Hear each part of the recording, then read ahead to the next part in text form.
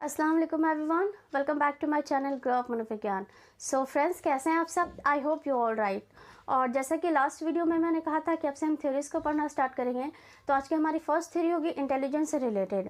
Intelligence हमारी cognitive process में सबसे ज़्यादा जो एक हायर मेंटल प्रोसेस होता है उनमें से एक है। Without intelligence we can survive, we can live, because जितने एनिमल्स हैं वो भी विदाउट इंटेलिजेंस जी रहे हैं। या एज ए ह्यूमन बीइंग अपनी रोज़ की जो प्रॉब्लम्स होती है उनके साथ डील करना और नए सिचुएशंस में अपने आप को अडेप्ट कर लेना, ये हम इंटेलिजेंस के ज़रिए ही कर पाते हैं। इंटेलिजेंस जो हमारी हायर मेंटल प्रोसेस होती है उनमें सबसे ज़्यादा इंपॉर्टेंट है। For what is intelligence? Intelligence is the ability to think rationally, to act purposefully and to deal effectively with his environment. किस तरह से आप सिचुएशन के साथ इफेक्टिव होकर के डील करते हैं और कौन सी रेशनल थिंकिंग है जो आप करते हैं, या फिर ऐसी कौन सी एबिलिटी है जिसके ज़रिए आप अपना जो लाइफ है उसको ईजी बनाने की कोशिश करते हैं। ये काफ़ी ज़्यादा हायर मेंटल प्रोसेस है। जिनसे रिलेटेड बहुत सारे र्यूमर्स है। क्या हम कुछ लोग ये कहते हैं कि जो लोग जितने ज़्यादा पढ़े लिखे होते हैं वो उतने ज़्यादा इंटेलिजेंट होते हैं। कुछ लोग ये कहते हैं कि जिनका मैथ ज़्यादा स्ट्रॉन्ग होता है वो इंटेलिजेंट होते हैं। तो एक्चुअल में क्या ये सही है? इंटेलिजेंट के क्या सिर्फ इतनी ही डेफिनेशन होती है कि आपकी मेमोरी अगर बहुत स्ट्रॉन्ग है और आप किसी एक पर्टिकुलर एरिया में बहुत अच्छा कर ले रहे हैं तो आप इंटेलिजेंट कहलाएंगे? रिसर्चेस नहीं हुए थे या फिर जब थ्योरीज नहीं बनाई गई थी तो लोगों के बीच में बहुत सारी गलत धारणाएं थी इंटेलिजेंस को लेकर के। लेकिन जब धीरे धीरे रिसर्चेस थ्योरीज बनना स्टार्ट हुई तो एक्चुअल में जो बुद्धि है या फिर जो हमारी एक बौद्धिक स्तर है उसमें डिफरेंस होने लगा। इंटेलिजेंस से रिलेटेड जितनी भी थ्योरीज है हम उसको एक एक करके पढ़ेंगे और देखेंगे कि किस साइकोलॉजिस्ट ने इंटेलिजेंस को लेकर के कौन सा डेफिनेशन दिया है या फिर कौन सी थ्योरी उन्होंने दी है या फिर कौन सी ऐसी बात कही है थ्योरीज को एक दूसरे से अलग कर दी है। तो फर्स्ट ऑफ ऑल है यूनिफैक्टर थ्योरी। यूनिफैक्टर थ्योरी या फिर सिंगल फैक्टर थ्योरी या फिर वन फैक्टर थ्योरी भी आप इसको कह सकते हैं। इसको सिंगल फैक्टर थ्योरी इसलिए कहा जाता है क्योंकि इसमें सिर्फ एक ही एस्पेक्ट पर बात की गई, विच मीन्स कि अगर आप में इंटेलिजेंस है दैट मीन्स आप हर फील्ड में इंटेलिजेंट है, और अगर आप में किसी एक चीज को लेकर के इंटेलिजेंट नहीं है तो आप अपनी लाइफ में कुछ नहीं कर सकते और आप में इंटेलिजेंस है ही नहीं। तो ये काफी ज्यादा पुरानी थ्योरी है या फिर एक ओल्ड थ्योरी है जो अब उतनी ज्यादा पढ़ी नहीं जाती या फिर फॉलो नहीं की जाती है। तो इस थ्योरी को अल्फ्रेड बिने ने एस्टैब्लिश किया था 1905 में, जब पेरिस के स्कूल के मिनिस्टर ने अल्फ्रेड बिने से कहा कि आप हमारे बच्चों के लिए कोई ऐसा टेस्ट बनाएं जिससे हम अपने जो स्टूडेंट हैं उनके बीच में जो गिफ्टेड चाइल्ड हैं, जो क्रिएटिव चाइल्ड हैं या फिर जो डल स्टूडेंट है, हम उनके बीच में डिफरेंशिएट कर सके सो दैट हम उनको उनके अकॉर्डिंग एजुकेशन दे सके, चाहे वो स्पेशल एजुकेशन हो या फिर नॉर्मल एजुकेशन। तो इसलिए अल्फ्रेड बिने ने एक टेस्ट तैयार किया और उन्होंने कुछ ऐसे सेट ऑफ क्वेश्चंस बनाए या फिर कुछ ऐसा प्रॉब्लम दिए जो मतलब जो ब्राइट स्टूडेंट थे, जो गिफ्टेड चाइल्ड थे, उन्होंने उसको अगर सॉल्व कर लिया तो वो उस कैटेगरी में आ जाते थे। और कुछ ऐसे टेस्ट आइटम थे या फिर कुछ ऐसे प्रॉब्लम्स थे जो मतलब कि जो डल स्टूडेंट थे उनको सॉल्व करने के लिए दिया गया, और अगर वो सॉल्व कर लेते थे तो फिर वो डल स्टूडेंट्स के लिए वो जो आइटम्स है वो सेट हो जाता था। इस तरह से उन्होंने डिफरेंशिएट कर दिया बच्चों के बीच में आईक्यू का लेवल, और उसी वक्त से फिर जो इंटेलिजेंस के जो टेस्ट थे वो अप्लाई किए जाते थे इसी बात को लेकर के कि डिफरेंट मतलब बांटा जा सके स्टूडेंट को डल में और ब्राइट में।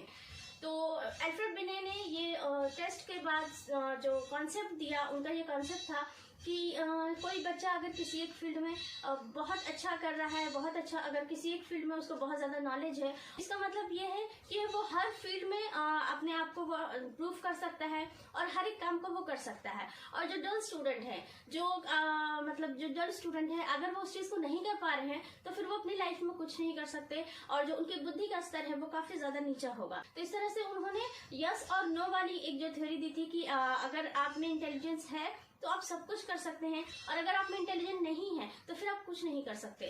विवाद वाली एक थ्योरी थी, क्योंकि ऐसा हो ही नहीं सकता कि आप में जरा सा भी इंटेलिजेंस ना हो। विदाउट इंटेलिजेंस तो आप जी भी नहीं सकते, आप अपने डेली के जो काम है उसको भी नहीं कर सकते हैं।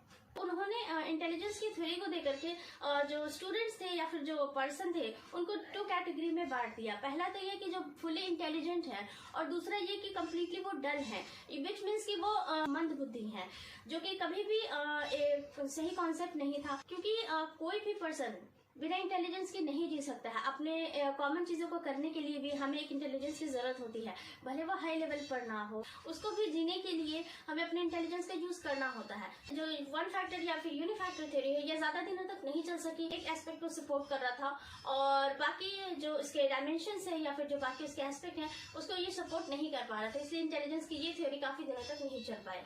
देन एक नेक्स्ट थ्योरी आई जिसको टू फैक्टर थ्योरी कहा जाता है, जिसके प्रोफाउंडर चार्ल्स स्पीयरमैन थे।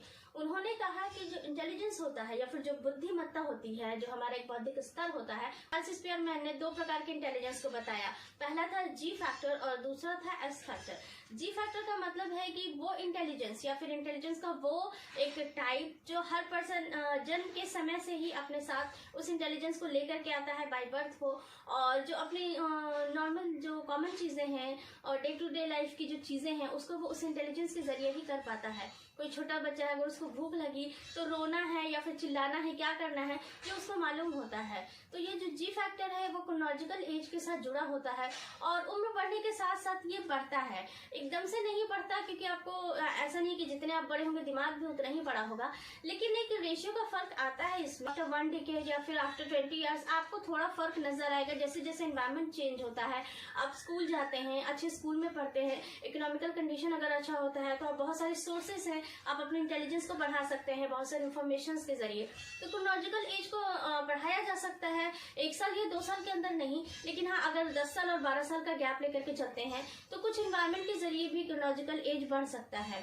इसको उन्होंने जी फैक्टर में रखा, जो जनरल से इंटेलिजेंस होता है कि हर बंदा जानता है अपनी लाइफ को कैसे गुजारना, कपड़े पहनने का ढंग, खाने पीने का ढंग, दौड़ना भागना, हंसना बोलना, या फिर अपनी जो छोटी छोटी चीजें होती हैं इजीली उसको सॉल्व कर पाना, ये हर बंदा अपनी लाइफ में कर लेता है। तो ये जी फैक्टर के अंदर आ जाता है ये इंटेलिजेंस। और दूसरा था specific factor. Specific factor which means कि एक ऐसा फैक्टर जो आपको भीड़ में एक अलग पहचान दे सके, आपको उसी चीज के लिए जाना जाए जिस चीज में आप माहिर हैं, उसको एस फैक्टर कहा जाता है। जितने म्यूजिशियंस हैं या फिर जो हमारे प्लेयर हैं या फिर जो पोइट है, जो कविता लिखते हैं, या फिर जो मोटिवेशनल स्पीकर हैं, उनमें एक अलग सा एस फैक्टर पाया जाता है। ये एस फैक्टर किसी में भी हो सकता है।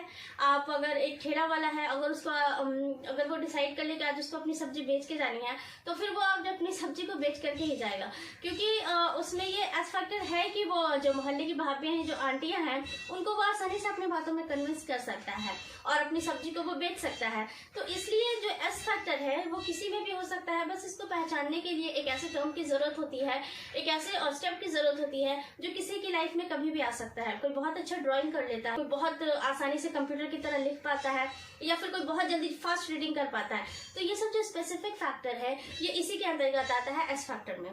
बहुत सारे एग्जाम्पल्स हैं, खुद हमारे जितने बड़े बड़े जो सेलिब्रिटीज हैं, जो सिंगर हैं, जो बहुत अच्छे कुक हैं, या फिर जो नेचर लवर होते हैं, उनमें एक अलग सा आईक्यू होता है नेचर को समझने का। उनसे बातें करते हैं पेड़ पौधों से। तो हर पर्सन के अंदर कुछ ना कुछ एस फैक्टर जरूर होता है और उसी के जरिए उसको एक पहचान मिलती है।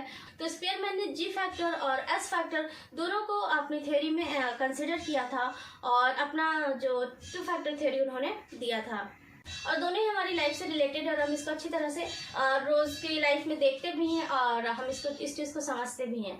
तो अब आगे बढ़ते हैं नेक्स्ट थ्योरी की तरफ, जो है स्टर्नबर्ग की ट्रायर्किक थ्योरी।